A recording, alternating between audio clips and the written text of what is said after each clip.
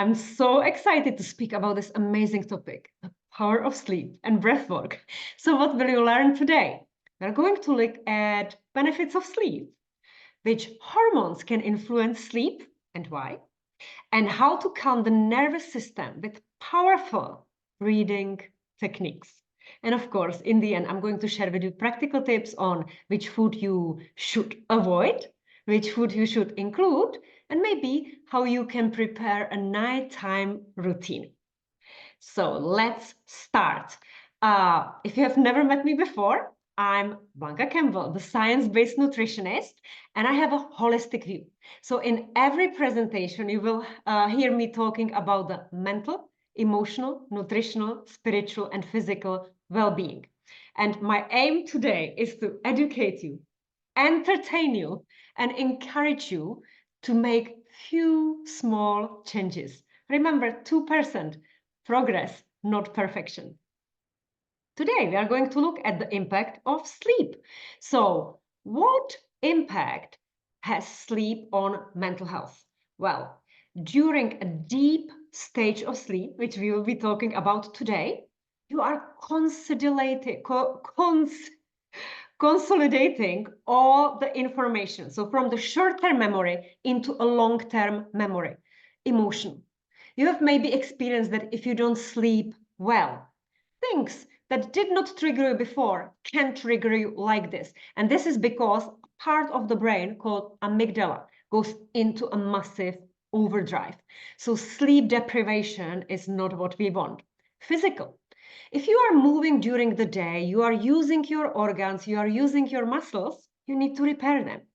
And only in the deep stage of sleep, we release human growth hormone, which helps us to kill the senescent cells, those ones that don't serve us anymore, in a process called apoptosis. And therefore, we start with the healing and repair of the tissue and organs. So you can see how important it is for the physical rejuvenation. Nutritional, of course. We need building blocks for certain hormones and enzymes, and of course also the structure of our body and the repair. So nutritional part will be important. And spiritual, as Dalai Lama says, sleep is the best meditation. So let's get practical and let's look at which hormones have impact on sleep. So first of all, what are hormones? Hormones are chemical messengers. They carry the message from A to B. So you can see that different glands in our body release different hormones. So hypothalamus in the brain will release the hormones and maybe give instructions, for example, to ovaries to increase estrogen or progesterone. Or for example, pancreas, which is the organ on the left side of your body under the rib cage, produces insulin. You maybe know that insulin is needed for the production of the energy, and diabetics, they need to inject insulin. And so on, we have these hormones. So imagine that I am the brain, hypothalamus, and you are the cell. So I send you a voice message saying, hey, I can see that you need to wake up in 30 minutes. Please release cortisol. Well, but if your receptors, your phone is not working, you will not receive the message from me, and then you cannot do it. And so then there might be adrenal fatigue, burnout, because there is not enough cortisol. The same is, for example, for melatonin and serotonin. Maybe you recall the presentation Good Food, Good Mood, which was about gastrointestinal health, and you know that the enterocytes, the cells and the bacteria in the gut produce 75% of the serotonin. And then serotonin, when the darkness hits the retina, turns into melatonin. And melatonin is a sleeping hormone. That's what helps you to drift away into a deep sleep. So can you see how they're all connected together? Human growth hormone. I already told you that it is released during the deep sleep. You know that babies are sleeping for many, many, many hours because they need to grow. They're releasing the growth hormone. But so it's still for us because we need to grow new cells and renew. And if this is not happening, we are aging. Cortisol, I already told you, when we have very little, that can be adrenal fatigue, burnout. So you cannot even get up in the morning and you just don't have the energy. On the other hand, when you are during the day under a massive stress, you stress yourself or you are exposed to an acute stressful situation and you have high levels of cortisol. Well, cortisol, when it's released in high amount, it's trying to keep you awake because you are running away from a potential danger, from the tiger. So it is not possible to release melatonin. High levels of cortisol will never allow to release the sleeping hormone melatonin. Insulin, I already told you, it's an anabolic hormone released from the pancreas. But when you have insulin resistance and your pancreas, even during the night, keeps releasing high levels of insulin, it's going to increase the cortisol and it might wake you up during the night. Ghrelin is a hunger hormone. If you have too much of the ghrelin, you might wake up and you feel hungry all the time. And the same is for leptin that is released from the adipose tissue, so from the fat cells, and you might even have leptin resistance. Sex hormones. So oxytocin is a cuddly hormone. So when a mother is breastfeeding the child, there is a connection in between them and the oxytocin is released and the baby falls asleep and mother feels relaxed. The same is released during the intimacy with partners. After that, they fall asleep easily. Sex hormones like estrogen and testosterone, when they are way too high, it will keep you awake, alert. On the other hand, progesterone is a sedative hormone, pregnancy hormone, and it helps to fall asleep. So women, as they are on a roller coaster, there might be weeks when they sleep easily, and there might be weeks when they have estrogen dominance and they cannot fall asleep. And so let's look at my data and how many hours we should sleep. So I use Oura Ring. You can use Oura Ring, you can use the latest Garmin or Apple Watch, and then you will be tracking the data. How many hours? That's a question. Because if you look into the literature, it will say that optimal is to sleep between 7 to 9 hours. But I would rather say that quality of the sleep is an indicator. And so here are two screenshots. One is from January and one is actually from March. And you can see that on the 15th of January, I slept only 5 hours, 58 minutes. Duration of the sleep is 6 hours, 23 minutes. That's what I stayed in the bed. And you would think, well, it's not enough.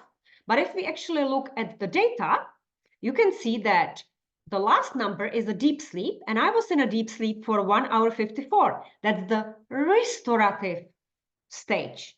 That's when I go into a deep sleep. The brain doesn't have the function, it shrinks, and then the spinal fluid can clean the brain and take all the debris away.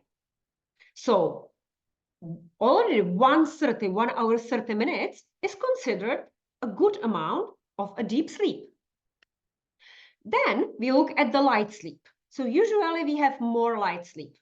And you can also see on the graph that we are going through different stages. So the white color represents being awake. And it shouldn't really take us too long to fall asleep. 5 to 20 minutes maximum. So when we close the eyes. And then you can see that it goes into a stage when you are drifting away. It's a similar feeling when you are in a car, you close your eyes, and you are drifting away into a sleep. Yet you are still aware of being in the car. And sometimes you can then fall into a deep sleep that you don't hear any music, you don't even know where you are. Yeah. So you can see that it goes down, but we go in cycles. So then you can slightly come back into a light sleep, and then you go again into a deep sleep, and you also go into REM sleep, rapid eye movement. That's the only time when only one muscle is active, which is the eye. All the other muscles in the body are paralyzed. And this is actually for a reason, because during the rapid eye movement, you are dreaming. And if you had a wild dream, you would maybe open the window and jump out. But because you are paralyzed, you cannot move. You are consolidating the information in this.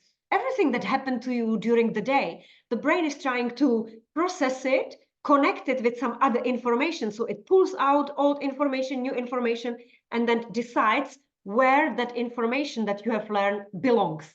So that is the important process. And therefore, the REM sleep should be longer, preferably even 2 hours. So you can see that I did not dream enough, only 1 hour 26. On the other hand, I wasn't awake for a long time. I was awake for maybe 18 minutes when I woke up and didn't really get out of the bed. But overall, the January data is much better than what happened in March 18. So when we look at March 18, you can see that the total duration, I was in the bed for 9 hours, 39 minutes. It's a long time. I was reading a book and then I just couldn't fall asleep. So the total amount of hours is 8 hours. You would think, wow, good, but no. Look at the movement during the night. Yeah, so on the first picture, there was no movement.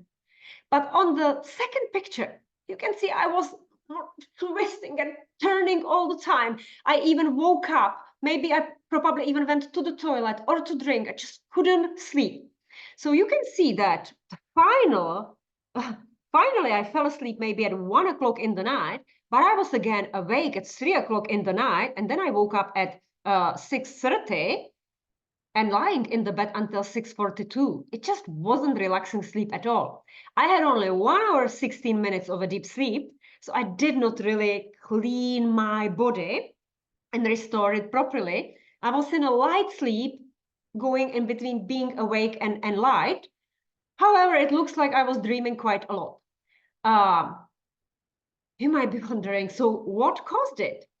That's a good question, because we need to look at other metrics, physiological. Was it possibly caused by hormones? Well, the body temperature is the indicator. When the body temperature goes down, we are having more estrogen. So that's a follicle phase until the ovulation for women. But we also want to keep this in certain levels. So this is individual. So for me, minus 0.3 is maybe too much of the estrogen, maybe. So it could be hormonal. Could that be that I was sick? No, because my resting heart rate was 46, which is very good. My respiratory rate was 12.8, which is also very good. So it's not that I was shallow breathing, having difficulty. I was not taking as many inhales and exhales, and I was quite relaxed. The heart rate variability was pretty good as well. So I cannot blame it on any disease. Was it mental and emotional stress? Maybe. Maybe I was working on reading too many studies of my clients. Maybe I was obsessing about it in the night. Could have been. Was it a physical activity? No. Because when I look at the second screenshot and I can see that I did only like a medium level, I was just walking with the dogs. There wasn't anything serious that could disrupt my body. Was it food? Most probably not, because I don't eat in the evening and I definitely wasn't hungry. Was it supplements? Bingo, that was supplements. Because then I recalled that actually I bought new supplements. It was a combination. And when I reviewed it, it had high levels of green tea. My DNA shows I don't have enzyme in the liver that is breaking down caffeine and thein. So if I, for example, have coffee at 4 o'clock in the afternoon, I'm not going to sleep minimum until 2 o'clock in the night. And I didn't know that the supplement had a large dose of green tea, which has the same impact on me. And so I was awake for such a long time. So that was for me. And maybe you can think, what is it for me that triggers it? Is it the hormones that what I need to target? Is it the mental emotional stress? Is it maybe some food? Is it the menstrual cycle? Do I understand my menstrual cycle? So here is another graph, because I really, ladies, believe that everyone should understand the hormonal flow. And so when the temperature is going up, it builds progesterone. So that's the luteal phase. And that is like seductive, right? So it makes you fall asleep, it makes you calmer. And so I know that I will sleep well. However, I can see that my temperature then went down and I had my menstrual cycle. However, straight after that, I got flu. And then my estrogen levels were completely masked because I had fever. And so I couldn't see how much of the estrogen I have or whether or not I was building it. Then the fever went down and I could see that my estrogen was going up. But then again, my progesterone kicked in. So the body was completely out of balance. And then comes the phytotherapy. So if I understand what to do and where I am, I can help with the phytotherapy. Yeah. And so when the temperature is down, it's estrogen, estrogen, estrogen, estrogen. It's too much estrogen for way too long. So understand your hormones. So what else can disrupt the sleep? I already mentioned coffee, green tea, black tea. And you might be asking, but Blanca, how do I know? You know. If you drink coffee at 8 o'clock in the evening and you fall asleep easily, coffee is not your problem. You have the enzymes, you break it down, you eliminate it from your body very quickly. And then it's not a problem. Alcohol. I know that many people use alcohol because it helps them to fall asleep. Yes, the first glass of the alcohol, like wine, induces the alpha brain waves, which are the brain waves that you get in the deep stage of the meditation. And that's why people feel so relaxed and it's easier for them to let go and fall asleep. However, the research showed that alcohol will only make you relaxed and get you into the light sleep. It's never going to get you into a deep sleep. And therefore, you are not going to clean your brain and release the growth hormone. So alcohol, to help you to induce the sleep, is not a good solution. With supplements, you also have to be careful because B vitamins are helping to increase the energy. And so we don't want to take them just before you go to sleep, because then you would be energized. So B vitamins, optimal is to take it after breakfast or after lunch and then nothing after. The same is with vitamin C. If you are taking 500 milligrams, 1000 milligrams of vitamin C, preferably only in the morning or lunchtime, and then you stop. Adaptogens, for example, rhodiola rosea. It is a great herb and it helps to adapt the adrenal glands to the stress during the studies, running a marathon. However, you also take it only in the morning, and that would go for many other adaptogens and antioxidants as well. So preferably you want to take them morning or lunch. You should also talk to your medical professional if you have problems to sleep. In case you are taking any of these medication, maybe you can consult if you could take it in a different time than they suggested. But always speak to a medical professional, never try anything yourself. Now let's talk about the food. Which food should you avoid and who and what? So let's say that if you suffer with any of the signs and symptoms of histamine intolerance, which is, for example, bloating, headaches, flushing, rosacea, nausea, irritability, insomnia, seasonal and food allergies, skin allergies, sweating, asthma, urticaria, runny nose, you name it, you see it written, then you should take into consideration food that is also producing histamine, because that can make your symptoms even worse. So you will be able to download the antihistamine shopping list. It's 2 full pages, but I recommend working with the nutritional therapist because eliminating everything that's on the list might be overwhelming for you. So here I just put some examples. Histamine is released in everything that has been aged, fermented, or processed. So you can see cured meat, prosciutto crudo, smoked salmon, aged cheese, Parmigiano Reggiano, and any other aged cheese that you love, fish and seafood, especially if it says fresh, but it was in a supermarket for 2 or 3 days, it has high levels of histamine. In that case, I would recommend just frozen fish. Dry fruit, because it has sulfates, vinegar, or actually even kimchi, sauerkraut, everything that has been fermented, of course, wine, beer, green tea, black tea, white tea, mate. The list is really long. So this is for people who maybe have histamine intolerance. Nightshades vegetable. This is not only disrupting sleep, but it's also not recommended for people who have autoimmune disease, specifically rheumatoid arthritis. So nightshades vegetable is potatoes, aubergine, tomatoes, and peppers. Everything that is Mediterranean, everything that seems healthy. But unfortunately, it has solanine and it has other toxins that mimic, there is a molecular mimicry of the antibodies that are attacking the self cells, so autoimmune disease. Those people want to avoid it. And then, of course, high fat and high sugar food just before you go to sleep, because there is a chance that you don't digest it, and then it disturbs your sleep. Also, high FODMAP food.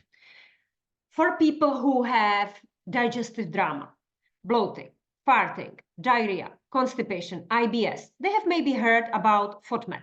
However, I don't recommend avoiding FODMAP for a longer period, like more than 3 months. That's too much, because you would be depriving yourself of important food. So again, working with a nutritionist, knowing what to exclude, how to do the elimination diet. So FODMAP stands for fructo-oligodisaccharides, monosaccharides, and polyols. And these are sugars, carbohydrates, that very often we are not able to digest, and it is processed, fermented by the gut bacteria. So if you have dysbiosis, the bad bacteria, pathogenic bacteria, they are going to produce hydrogen and methane.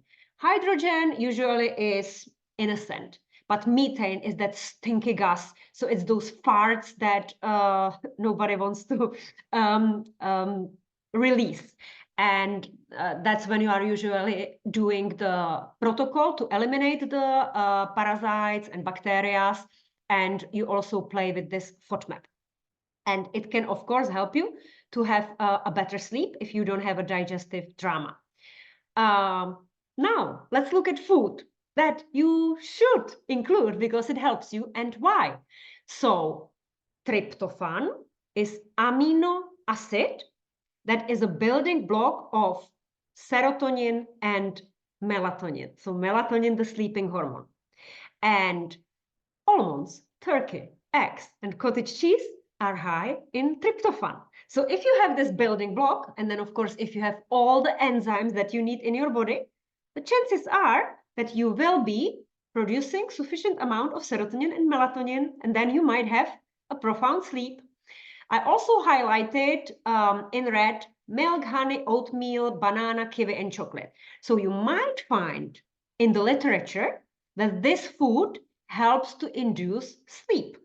And yes, that is true. However, we need to take into consideration that milk has lactose. And some people, Asians, might not have the enzyme lactase, and therefore recommending drinking milk is definitely not the solution. Honey is pure fructose. So if you have, for example, insulin resistance, or if you have FODMAP, you have dysbiosis, you are going to be bloated, you might have diarrhea, and that might disrupt your sleep, the pain, the abdominal pain.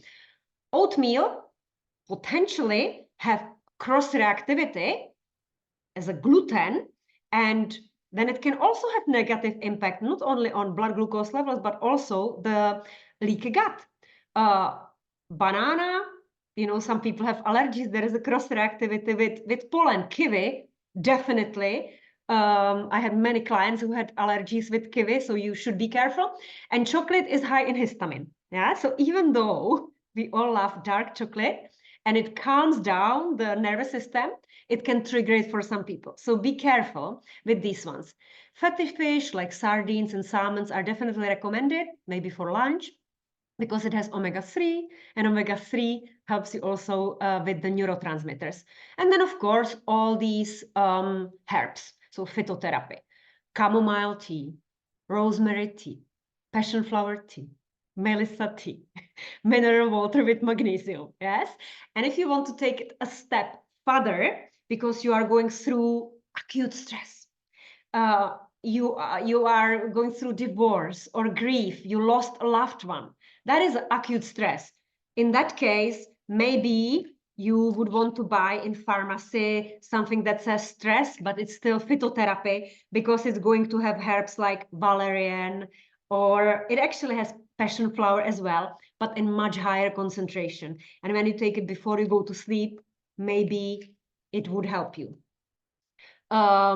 If you are also constipated and you have perimenopausal symptoms like hot flushes and night sweats, maybe you want to consider magnesium taurate. So research shows that it helps to reduce the amount of hot flushes and night sweats, and it also helps to induce sleep. However, I have to say that my Asian clients say that it does not agree with them and they don't like the product. Yeah, so you need to see what is your genetic predisposition and how you process it. Yeah, so this product is, for example, magnesium taurate 146 milligrams, and it says for mental health and well-being and muscle function. I personally use magnesium 375, and I like the combination of hydroxide, oxide, citrate, and carbonate. It works well with me, and then I take just taurine together with it sometimes. Another possibility, for example, if you don't eat meat because you are vegan or vegetarian, and you are avoiding dairy products, then you maybe want to buy in a pharmacy 5-HTP, which is basically already a metabolite of tryptophan, and it's like the closer stage to the melatonin. That's also possible to take, and this one is actually a natural source. It comes from Griffonia seeds, which is a plant from Northern America. So that is possible. Or another possibility, but here you have to be really careful. This is a company called Solgar, and you can buy in pharmacy GABA, which is gamma aminobutyric acid. This is 500 milligrams, and it is a seductive neurotransmitter in the brain that should help to fall asleep. However, many of my friends, including me, we had wild dreams after using it. So I don't use it actively, and it's not that I really recommend it. It's better to consider all the stages and all the pillars of well-being, because there is a cumulative effect. If your daily routine is completely stressed and you are acting like a thermometer outside, reacting to the external environment, people trigger you, situations trigger you, and you get terribly stressed, there is no herb, no supplement that will help you to calm this down. So, having daily actions of a mental, emotional, physical, nutrition, and spiritual well-being is the right way to go. Because remember, you are the director, producer, and protagonist of your life. So I would suggest, and we will have a session on this, how to set up your internal thermostat to where you want to be, so that nothing, absolutely nothing from the external environment changes your inner peace. So if you have your mission, vision, and you focus on what matters to you, chances are you will sleep like a baby. So I took a picture of my bedroom. So I'm taking you to my bedroom, maybe to inspire you with some things. Remember, progress, not perfection. Take one inspiration. So if you live in a countryside like me, maybe you want to open the window and get some fresh air before you go to sleep. And then you put the shutters down, because you want a pitch black darkness in your bedroom, because it's going to help you stimulate and release more melatonin. Also, maybe you will create a routine before you go to sleep, taking a warm shower, and you can use the visualization, washing away everything that doesn't serve you anymore.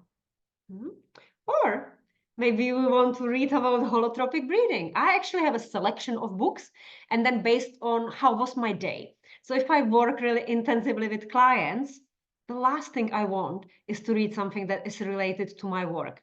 And then I will maybe read in German or in Czech, something that's super easy and that will help me to relax and fall asleep.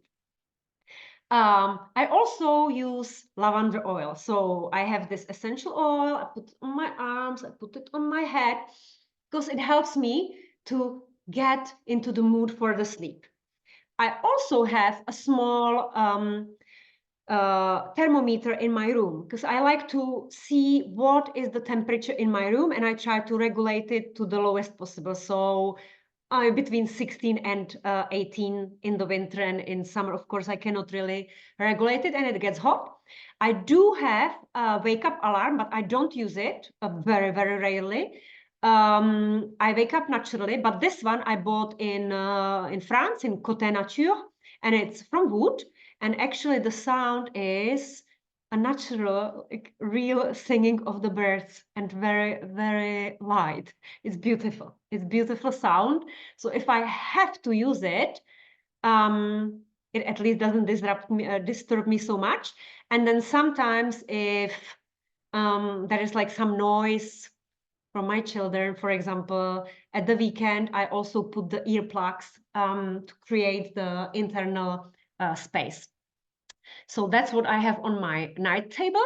And now here specifically for you, I prepared two items that I wish I used every single night, and I don't. So inspiration for you. First one is the Shakti mat.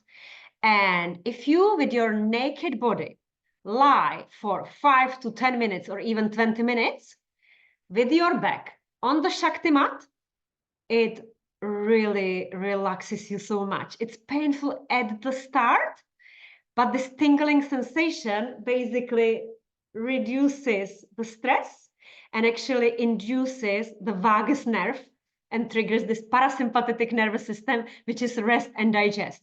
And you really, truly fall asleep easily. I used to use it. I don't use it now on a regular basis. But now, when I took a picture for you, I might start using it again. And then I use a mask. So this is like an anti-aging mask, but it has many. It has a red light, blue light, yellow light, and it also helps you to induce the sleep and rejuvenate the skin. So I wish I used it every day, and now I will. So hopefully this was an inspiration. And now let's look at the breath work, because breath work is very powerful. So now we are going to relax a little bit. And we are going to take it from like beginners to more advanced yogis. I'm sure here we have some more advanced yogis. And I just want to say that practicing your breath work, it's not just before you go to sleep, but preferably even throughout the day. So the easiest is, for example, box breathing. So you can imagine, if you are a beginner, you imagine a window, yeah? And each time it will be 4, 4, 4, 4. And if you are with eyes closed, just imagine the window. And if you have your eyes open, just look at the window. So we will do 4, 4, 4, 4. Inhale on a count of 4. Hold the breath on a count of 4. Exhale on a count of 4. And then hold the breath on the count of 4. So we do it together. Inhale 4, 3, 2, 1. Hold 4, 3, 2, 1. Exhale 4, 3, 2, 1. Hold 4, 3, 2, 1. So that was one round. And in your own time, try to do it maybe at least 4 times during the day. Yeah, so it's a box breathing, and it helps you to have a conscious control over your breath. And if this was already complicated, just stay there.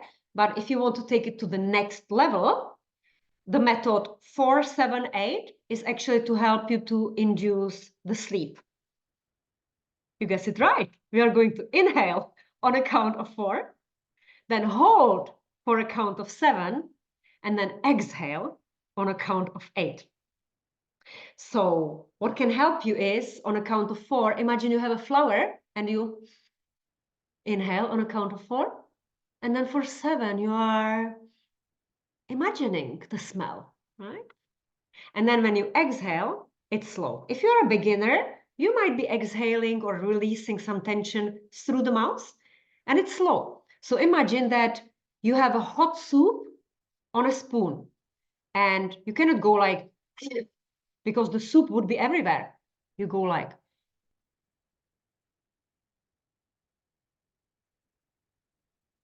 very slow.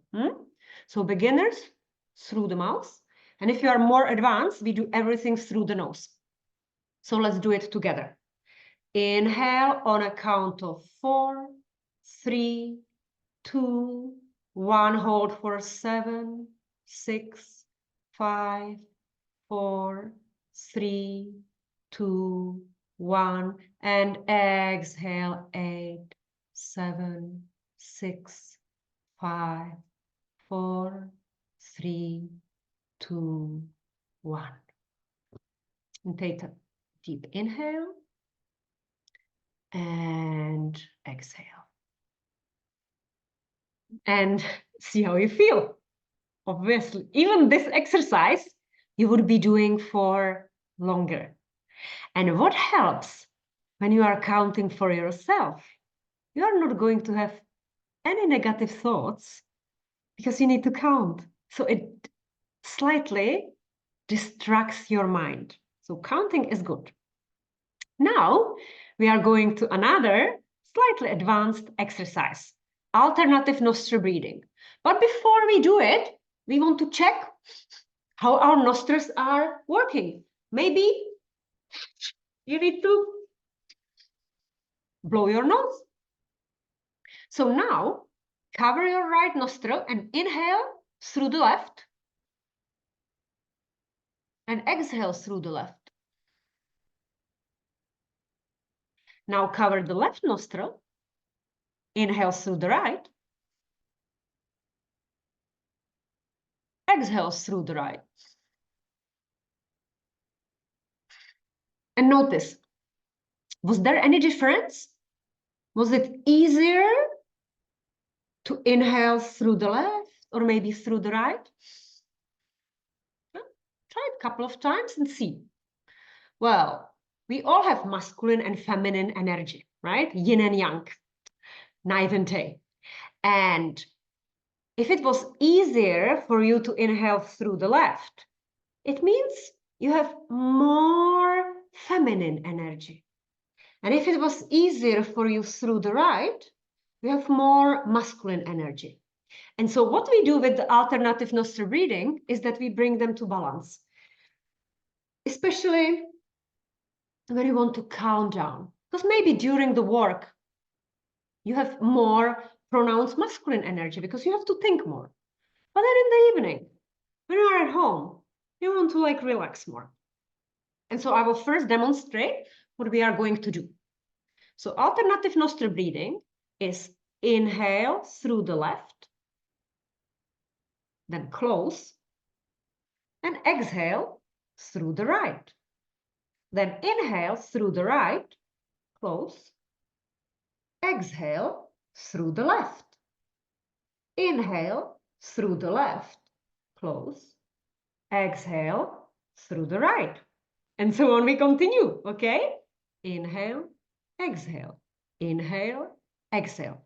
And we are going to challenge ourselves and we will do it on a count of 5. So inhale on a count of 5 and exhale on a count of 5. So you can close your eyes if that feels good, and I will lead you with my voice. So cover your right nostril with your thumb and Inhale through your left nostril. 5, 4, 3, 2, 1. Cover the left nostril, open the right nostril, and exhale. 5, 4, 3, 2, 1. Inhale through the right nostril on a count of 5, 4, 3, 2, 1. Cover the right nostril, open the left nostril, and exhale on a count of 5, 4, 3, 2, 1. Inhale through the left, close. Exhale through the right. Inhale through the right, close. Exhale through the left. Inhale through the left, close. Exhale through the right. Inhale through the right, close. Exhale through the left. Now you can release your arms. Keep your eyes closed. And take a long, deep inhale through both nostrils. And slow exhale through both nostrils. And see how you feel. I actually feel relaxed, and I was only counting, so I hope that you feel magnificent now. And let's take it another step further. As you may know, I'm also a registered hormone yoga therapist, and I teach every Wednesday in the morning hormone yoga breathwork. And today I want to share with you maybe some information about the hormone yoga. And also what I very often see with my clients, that is their problem. They say, Blanca, I'm snoring in the night. I feel like it's blocked. But I went to the hospital and I did this test for sleep apnea. And then I just tell them, well, do you practice the muscle, the tongue? Because tongue is a muscle. So do you actually use it? And so before we go to the exercise, I want you to maybe take a mirror and look at your tongue. Can you see the back side? And then we can do like another exercise, which will be moving the tongue from side to side. So the tip of the tongue will come up and we'll be moving it from side to side. Like this.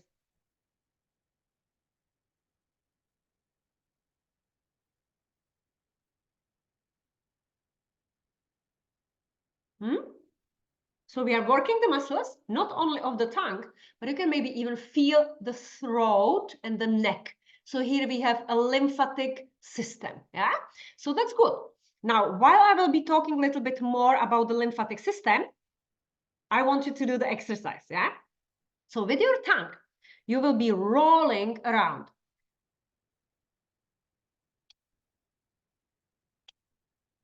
Like that, 10 times. And then on the other side, yeah? So start doing it 10 times one side, 10 times other side. And while you do it with your tongue, you can also use the arms and watch me. So because we are massaging everything and we are opening the lymphatic drainage, we have to start where the lymph is going to drain, because maybe it's blocked and it's around the collarbone. So you are massaging like this around the collarbone while you are still doing the exercise with the tongue, opening like this.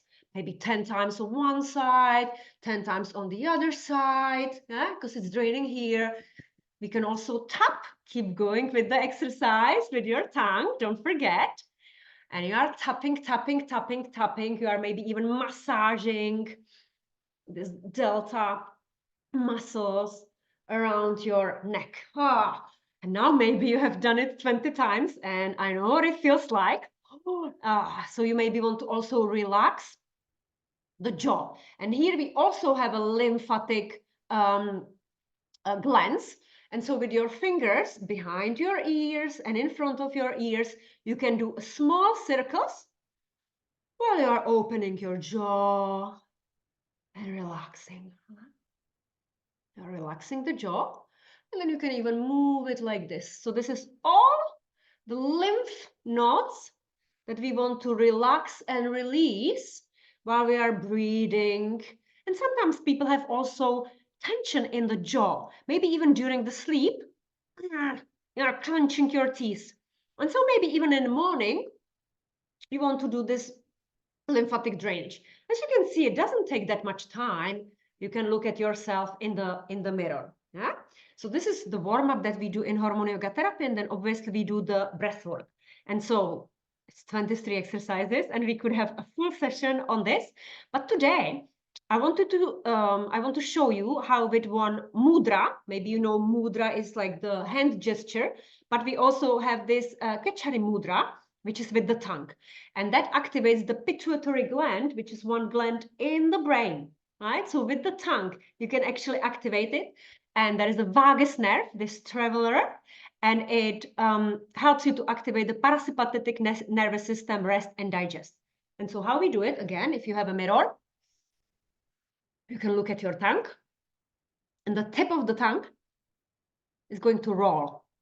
And it's rolling. First, I will show you like with finger. Yeah. So just behind the teeth,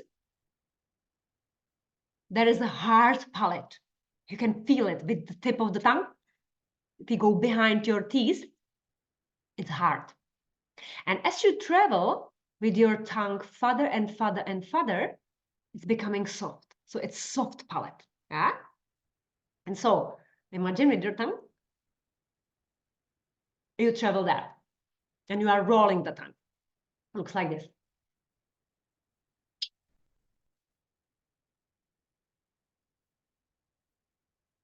So you roll the tongue and you push the tongue into the soft palate. And this is where you create the pressure and you are activating the pituitary gland. And of course, in hormone yoga therapy, we are first doing Bastrika, then we are activating this, and then we exhale and we are releasing the energy that we created, and we send it to the thyroid gland, pituitary gland, hypothalamus, ovaries, adrenal gland, and so on in different positions. This is one of the main exercises. So maybe you can start with this one. So that was the breath work. And I put here a picture. This is actually from my bathroom, the downstairs bathroom. This is Lord Ganesha, the removal of obstacles. And when I'm sitting at the toilet, I look at Lord Ganesha, and I have there a little note that reminds me what I want or what's important for me. And I might also do some breath work or read some of the motivational quotes. So maybe if you would want to also have some reminders, maybe next to the laptop at work or some places in your house that you want to do some breath work. If you are not into breath work, which I absolutely understand, maybe you like to listen to affirmations or listen to the music. So my favorite, so this is from Spotify. I took screenshots from my Spotify list, but you can find it probably in other places than Spotify. I have paid Spotify, but even the free one would give you this. So for example, the affirmations for abundance and confidence is just beautiful. And when I go for the walking meditation with my dogs, I listen to that. My favorite guru and meditation teacher is David G. It's this amazing man. And what he has even these audio sounds when he takes you, for example, that you are walking on the beach and there is a sound of the ocean. And when you are in a forest, the squirrel makes the noise. It's just beautiful. So if this is what you like, then if you love Deepak Chopra, he's actually a doctor, endocrinologist, and also spiritual teacher. He has beautiful short affirmations, like 2 or 3 minutes. So maybe you will choose those ones that resonate with you. I love the one, the body is the garden of my soul, And I just remember even the text. And if you are more into Mexican music and drumming. It may be the Tulum vibes for you. So enjoy any of that. And then, of course, I would be happy to hear from you what you liked. Let me finish with a story that I have to remind myself many, many, many times. And the story is called Two Monks and a Woman. Two monks are walking, and the day before there was a lot of rain. The river is flooded, and at the river is standing a young woman in a beautiful sari, and she needs to cross the river, but she doesn't know how to do that. And the old monk gets her into his hands, and he carries her over the river and puts her down. And then both of them continue. The young one is very angry, and he doesn't speak. 1 hour passes by, 2 hours, 3 hours. And finally, after 5 hours, the young monk says, "How could you do it? You know that we are not supposed to touch or speak to women." And the old monk says, "I put her down 5 hours ago. Are you still carrying her?" And this always reminds me, Blanca, are you carrying any of your clients, or are you carrying any people that triggered you? Put them down. So I hope that this beautiful story will also help you. And if you ever get triggered by something or somebody, put them down. So this leads to the summary. What I would recommend is finding the root cause of why you are not having a profound sleep. Remember the cumulative effect. Create a daily routine or night routine that serves you. And I would like to know, what action are you going to take today? And if you have any questions for me. So thank you and hope to see you next time.